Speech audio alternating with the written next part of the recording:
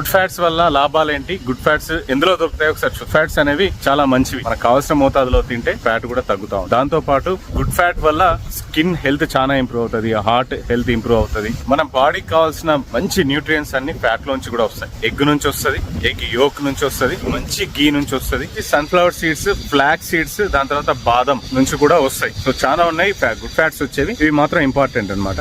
Indians actual గా నెయ్యి ఎక్కువ తింటారు. సో నెయ్యి చాలా మంచిది, కాబట్టి తినే మోతాదులో తింటే చాలా మంచిది. మీరు ఒకవేళ రిఫైన్డ్ ఆయిల్ వాడితే దాన్ని వెంటనే మానేసేయండి. రిఫైన్డ్ ఆయిల్ వల్ల చాలా ప్రమాదం ఉంది. సో అది మానేసేయండి. ఒకవేళ మీరు మానకపోతే అట్లీస్ట్ దగ్గర ఉన్న మిల్లుల్లోకి వెళ్ళి మిల్లులో పట్టిన గానుగ నూనె కానీ, లేకపోతే వేరే మిల్స్ ఉంటాయి, కొన్ని ఊర్లలో మిల్లులు ఉంటాయి, ఆ మిల్లులోంచి ఆయిల్ కొనుక్కొని వాడేసుకోండి. రిఫైన్డ్ ఆయిల్ మాత్రం మీరు చాలా ఇబ్బంది పడతారు వాడితే. ఫ్యాట్స్ వల్ల చాలా లాభాలు ఉన్నాయి. మీ ఆయిల్ ని గుడ్ ఫ్యాట్ తో రీప్లేస్ చేసేసేయండి.